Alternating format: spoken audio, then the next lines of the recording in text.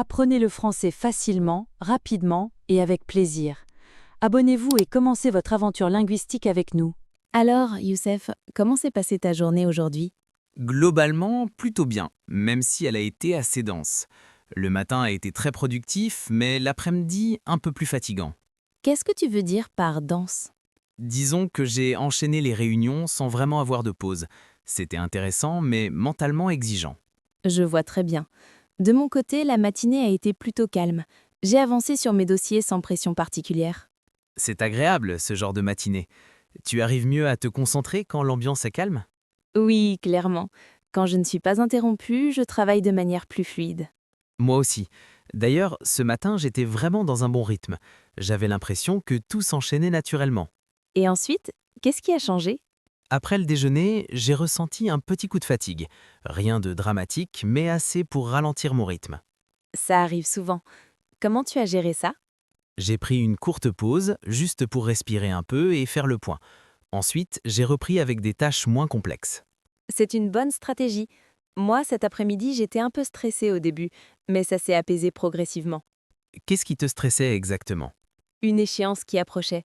Au départ, j'avais l'impression de manquer de temps, puis j'ai relativisé. Finalement, tout s'est bien passé? Oui, heureusement. J'ai terminé ce que je devais faire, même si ce n'était pas parfait. Parfois, suffisant vaut mieux que parfait. Tout à fait. Et en fin de journée, comment tu te sentais? Un peu fatigué, mais satisfait. J'ai eu le sentiment d'avoir été utile et efficace, ce qui est important pour moi. C'est une bonne façon de conclure une journée. Pour ma part, j'étais partagée entre la fatigue et le soulagement. Le soulagement d'avoir terminé? Exactement. Une fois rentrée chez moi, j'ai vraiment senti la pression retomber. Et maintenant, tu arrives à te détendre? Oui, progressivement. Parler de ma journée m'aide à prendre du recul. Je suis d'accord. Mettre des mots sur ce qu'on a vécu rend les choses plus claires. Finalement, une journée n'est jamais simplement bonne ou mauvaise. Non, elle est souvent nuancée, un mélange de moments agréables, de stress et de petites satisfactions. Exactement. Et savoir l'exprimer, ça change tout. Absolument. C'est comme ça qu'on gagne en fluidité et en confiance.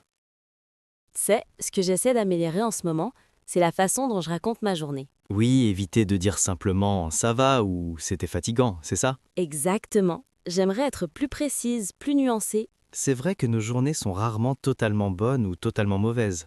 Par exemple, aujourd'hui, je dirais que la matinée a été plutôt fluide, presque agréable, alors que la fin de journée était plus tendue. J'aime bien cette façon de le dire. On sent déjà mieux l'ambiance. Et toi, si tu devais résumer ta journée en une phrase un peu nuancée, Je dirais une journée globalement productive, mais ponctuée de moments de stress. c'est très clair. Tu vois, c'est exactement ce genre de formulation que j'essaie d'utiliser. Oui, ça permet aussi de mieux comprendre ce qu'on a ressenti. Est-ce que tu parles souvent de ta journée avec des détails? Pas toujours. Parfois, par manque de temps ou d'énergie, je reste très vague. Moi aussi. Pourtant, quand je prends le temps de décrire les choses, je me sens plus légère après. Parce que tu mets de l'ordre dans tes pensées. Exactement. Par exemple, au lieu de dire « j'étais stressée », je peux dire « j'étais un peu sous pression en début d'après-midi, mais ça s'est progressivement amélioré C'est beaucoup plus vivant. On sent l'évolution dans la journée. ». Oui, et ça reflète mieux la réalité. Moi, j'aime bien utiliser des expressions comme dans l'ensemble, au final ou avec le recul. Oui, avec le recul est une expression que j'adore. Par exemple, avec le recul, je me rends compte que cette journée m'a appris pas mal de choses. C'est très naturel. On dirait vraiment un natif. Et le soir, comment tu parles de ta journée quand tu rentres chez toi? J'essaie de faire le bilan. Je me dis ce qui s'est bien passé, ce qui a été plus compliqué. Un peu comme un résumé intérieur. Oui, et ça m'aide à ne pas me focaliser uniquement sur les négatifs. C'est important, sinon on a l'impression que la journée a été mauvaise alors que ce n'est pas vrai. Tout à fait. Une journée peut être fatigante, mais satisfaisante. Ou stressante mais enrichissante. Exactement.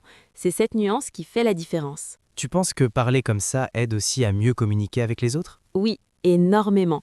Les gens comprennent mieux ce qu'on vit et les échanges deviennent plus profonds. Finalement, parler de sa journée, ce n'est pas seulement raconter des faits. C'est aussi exprimer des émotions, des ressentis, des évolutions. Et c'est là que la fluidité apparaît. Oui, quand on ne traduit plus dans sa tête, mais qu'on décrit naturellement ce qu'on ressent. Tu vois, cette conversation elle-même est un bon exercice. Absolument.